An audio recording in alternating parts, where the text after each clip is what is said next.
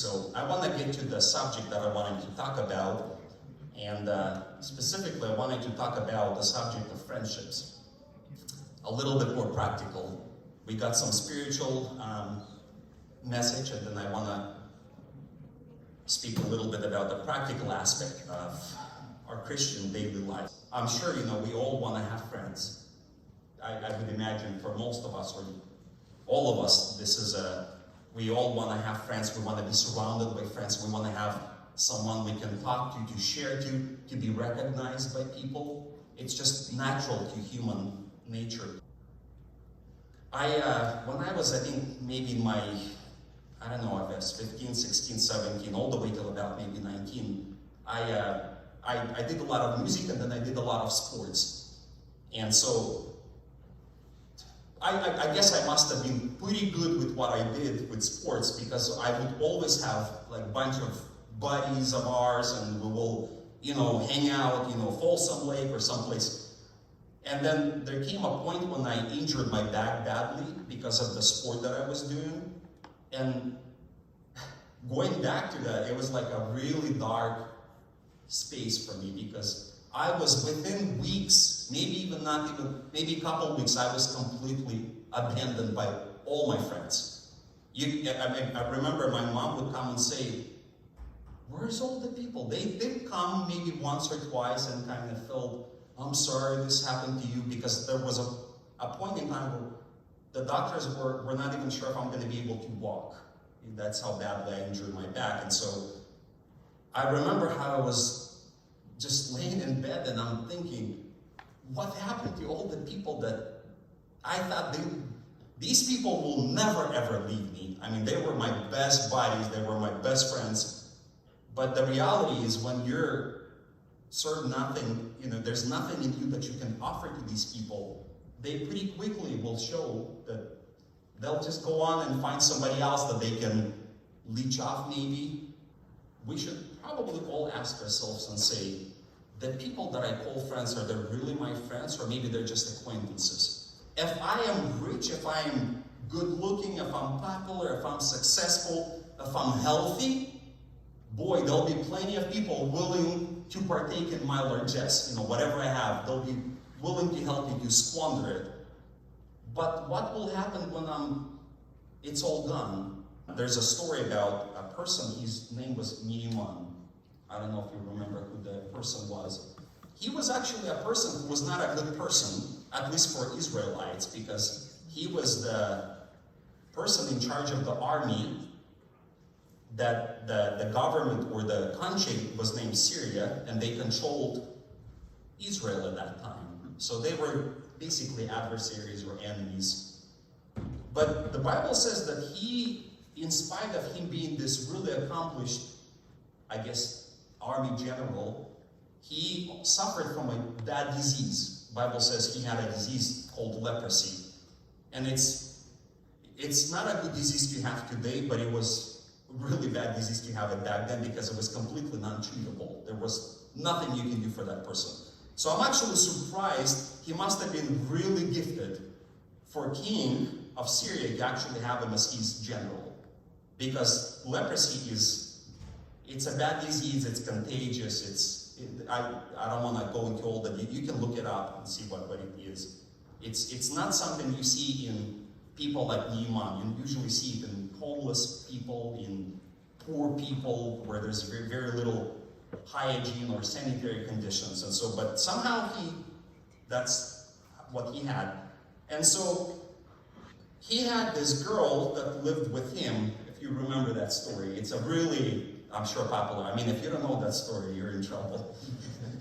I would say probably a good time to start reading Bible, at least maybe starting today or tomorrow.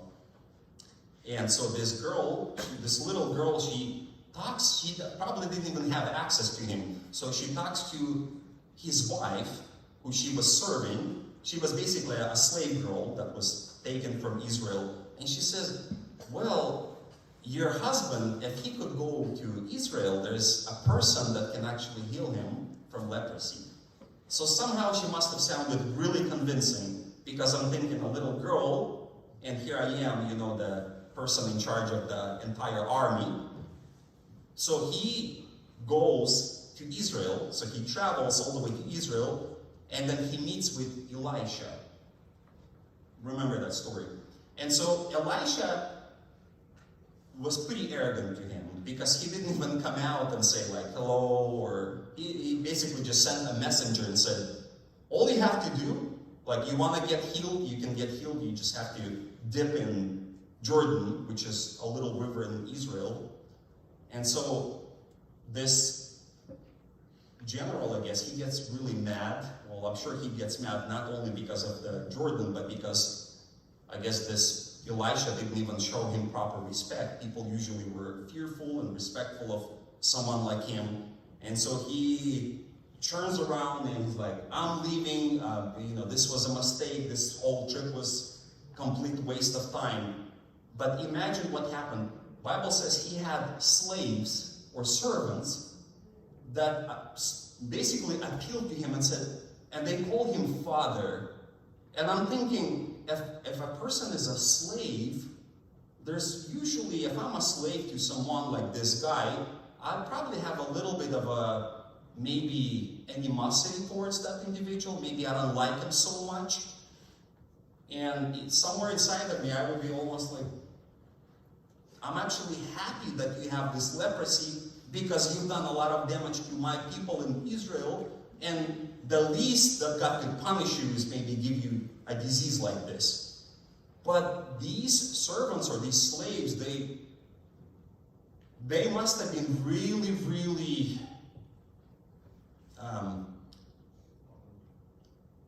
they must have loved him so much that they were able to convince him, because he actually said this. He said, aren't the rivers in Syria better and cleaner than Jordan? Like, I'm not going to go into this river.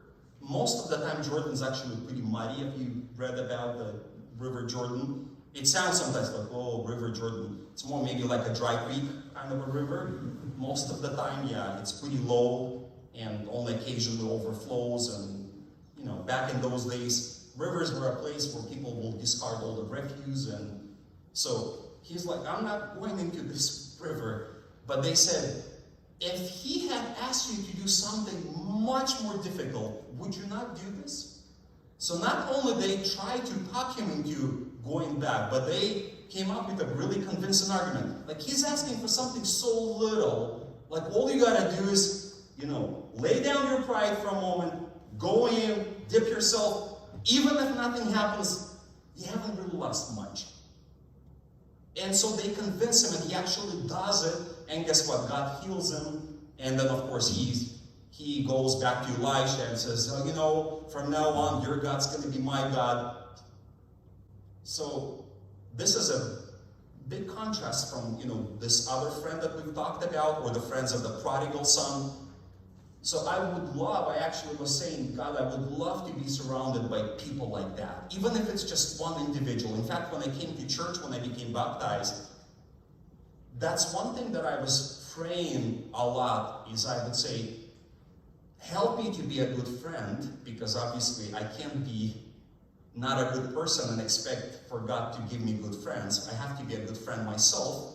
But I really was desperate for someone who can uplift me, uphold me, build me up, help me perhaps, and maybe even rebuke me if needed. Sometimes you can tell by the friend if they're holding back some truth from me. In fact, one of the friends had said this: if you weren't as close to me, I would not have said that to you, because I took it as an offense, what he said to me. And I walked away thinking, it takes a lot of love for someone to actually challenge me, because potentially we can become no longer friends. We can just basically, I'm saying, this guy, he's really mean, or this girl, she's really mean. But they spoke truth at that particular time. There's another story in New Testament about a person who was paralyzed. And so that story was really unique too, because the Bible says Jesus was in a house, and houses in Israel are not built of wood. They're usually built out of stone. And so he's preaching and teaching and does whatever he was doing. And all of a sudden, someone starts tearing up the roof. Can you imagine? Like, if I'm the owner of the house, all of a sudden rocks are being pulled out and dust is and, I can imagine it was a mess. I'm sure the owner and the people were like, who are these people? But Bible says they were friends. They brought their, I don't know if he was a family member or a buddy, but there were people that loved this individual so much that they were actually willing to open up a roof if they have to. And I remember reading that passage and I'm thinking, how many times I found myself to be struck down by whatever. I had said something bad, or maybe did something bad, or maybe it's just the pressures of life that I felt that I'm unable to walk. Like spiritually, I was halfway, I don't know if I should use the word, maybe like halfway dead. And if you could have a friend that would be willing to actually pick you up and not only deliver you to church, but would actually say, God, I'm willing for this individual to open up a roof if I have to. Bible does say that Jesus, when he saw this, he noticed not this individual, but he noticed the faith of the people that brought him to Jesus. I would love for us all to have those types of friends. If we could get these friends, believe me, it would be definitely a big blessing.